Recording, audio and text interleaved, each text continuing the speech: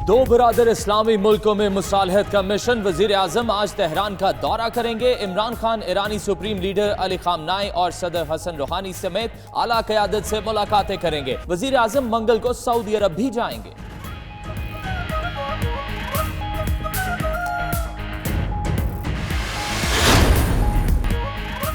आजादी मार्च में शिरकत का मामला। नून लीग का वफ्द आज फजलुर रहमान से मुलाकात में हिकमत अमली से आगाह करेगा।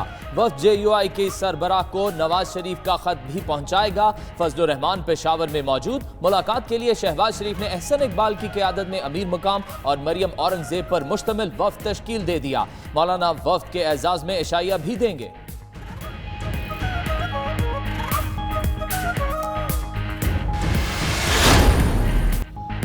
आजादी मार्च में शिरकत का मामला। नून लीग में तकसीम वाज़े हो गई। अहम मामले पर अहम फैसलों के लिए अहम इजलास। कई अहम रहनुमाओं की अदम शिरकत से सवालात पैदा। इजलास में जफरुल हक, परवेज रशीद और मोहम्मद जुबैर शरीक ना हुए। जराये के मुताबिक अहम रहनुमाओं ने इजलास में ना बुलाने का शिकवा किया। उधर मोहम्मद जुबैर का कहना था कि दावत मिली थी, उन्होंने खुद शिरकत से माजरत की।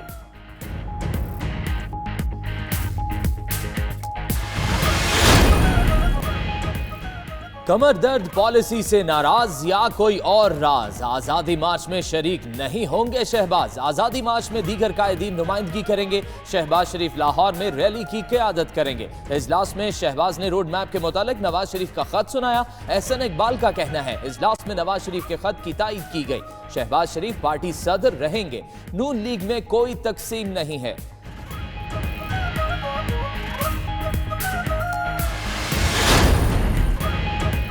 नून लीग के बयानिए से वाज़े हो गया कि इस जमात में जमहूरियत नहीं। फरदौस आशिक अवान कहती है एक भाई कोटलक पर, दूसरा मॉडल टाउन में।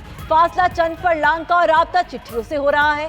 3 दहाइयों के बाद पहली हुकूमत डीजल के बगैर चल रही है और चलती रहेगी। इनके पास अवामी ताकत होती तो मदारिस के बच्चों को सियासी भट्टी का ईंधन न बनाना पड़ता।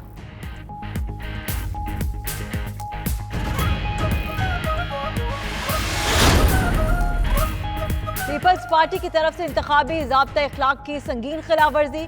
पार्टी चेयरमैन और रुकने कौमी असेंबली बिलावल भुट्टो की क़यादत में लाड़काना में रैली। कई सूबाई वुज़रा और अरकान सिंध असेंबली की भी शिरकत। इलेक्शन कमीशन ने खिलाफवर्जी का नोटिस ले लिया। डिस्ट्रिक्ट रिटर्निंग अफसर का कहना है कि कानून के मुताबिक कार्रवाई की जाएगी।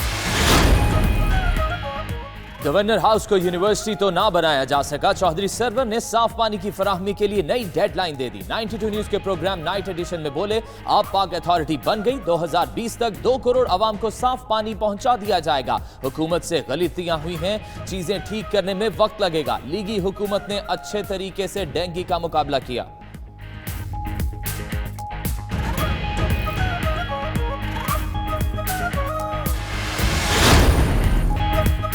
PMA काकूल में 140वीं लॉन्ग कोर्स और 31वीं तकनीकी ग्रेजुएट कोर्स के शुरका की पासिंग आउट परेड। मेहमान खुसूसी एयर चीफ मार्शल मुजाहिद अनवर ने खिताब में कहा मुसल्लह अफवाज ने कुर्बानियां देकर मुल्क में अमन को यकीनी बनाया।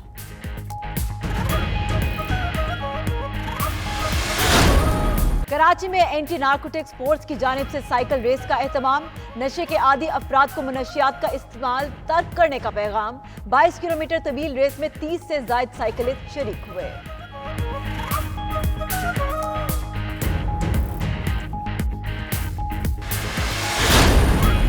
मरगला के दामन में मौसम बदला, मछली खाने को दिल मचला। इस्लामाबाद के खुनशाह में फिश स्टॉल्स पर बढ़ने लगी रौनकें। दोस्तों यारों की महफिलें के लिए मछली का खास एहतमाम। दस्तयाब है राहू, बाम, मशका और दीगर अक़साम।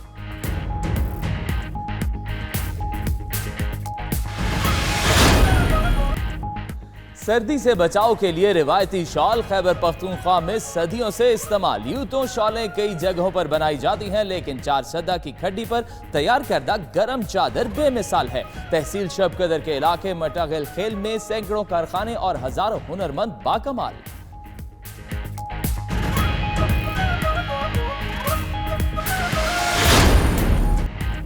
कलात में रंगारंग सकाफती मेले का आगाज। रोशनियों और रंगों की बरसात में हर तरफ खुशियों ने डेरे डाल लिए। सर्कस, जिम्नास्टिक, बलोची चाप और दीगर शोपीस, इलाकाई सकाफती अशिया के स्टॉल भी लगाए गए। जश्न कलात का इफ्तिताह सूबाई वजीर दाखिला ज़ियाउल्लाह ने किया।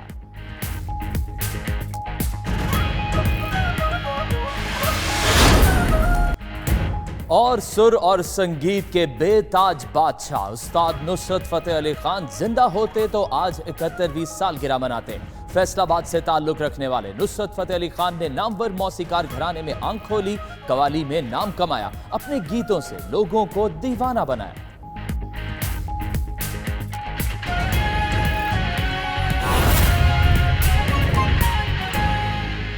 सेक्रेटरीज हैं, उनकी तनख्वाहें मुंजमद की गई, फौज की जो बजट है उसको मुंजमद किया गया, जो सिविलियन हुकूमत है उसकी बजट में कोई 40 अरब से ज़्यादा की कटौती की गई और प्राइम मिनिस्टर साहब के अखराजात जो हैं उनके प्राइम मिनिस्टर ऑफिस और हाउस के उसमें भी कमी की गई और साथ ही साथ ये कोशिश की गई कि रेवेन्यू यानी हुकूमत की आमदनी को बढ़ाया जाए और पाकिस्तान के जो अमीर तबके हैं उनसे टैक्सेस हासिल किए जाएं।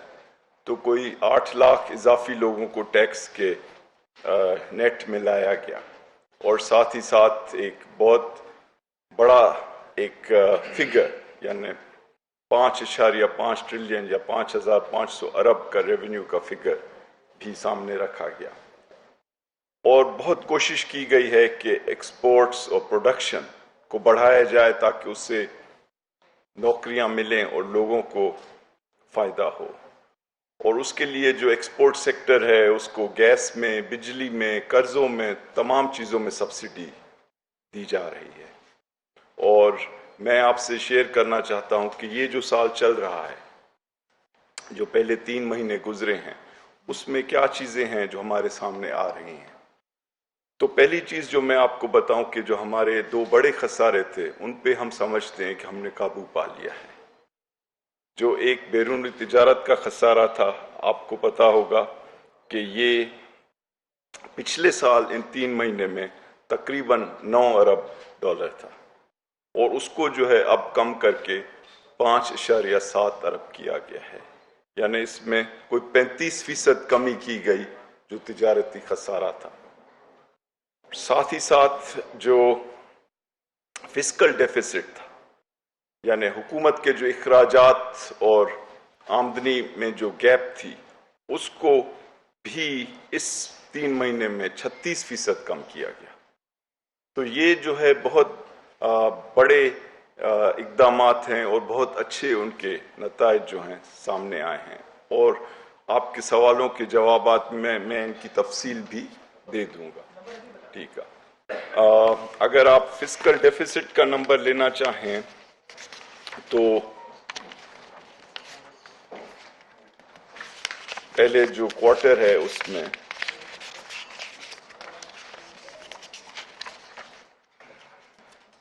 ये पिछले साल जो डेफिसिट था वो 738 अरब का था पहले 3 महीने में और अब उसको घटाकर 476 अरब किया गया है जी रुपीस। ये फिस्कल डेफिसिट का है। अब मैं सवालों के जवाबात में बाकी तफसील भी बता दूंगा। ठीक, तो जी ठीक, तो जी मैं बता दूंगा सवालों के जवाबात में इनको। ठीक, दूसरी तरफ जो रेवेन्यू है उसमें कोई 16% इजाफा किया गया। ठीक, जो फिस्कल डेफिसिट था जो पिछले साल 738 अरब रुपए था पहले 3 महीने में, वो इस साल 476 अरब हुआ, यानी उसमें 35% कमी की गई। इसकी वजह रेवेन्यू का बढ़ना और इखराजात का घटना है। हमने इन 3 महीने में स्टेट बैंक से कोई बोरोइंग नहीं की, इसलिए कि हम समझते हैं उससे इन्फ्लेशन बढ़ती है। हमने इन 3 महीने में कोई सप्लीमेंट्री ग्रांट नहीं दी गई क्योंकि हम इखराजात को बहुत सख्ती से कंट्रोल करना चाहते हैं। अब आप आए कि इन 2 बड़े खसारों का जो कंट्रोल करना है उसके अलावा क्या चीजें हुई। एक चीज जिसमें हमने पिछले साल के मुकाबले में बहुत जबरदस्त बेहतरी की है वो है नॉन टैक्स रेवेन्यू, यानी हुकूमत के वो आमदनी जो कि टैक्स के अलावा होती है। तो इसमें हमने पहले 3 महीने में 406 अरब रुपए जो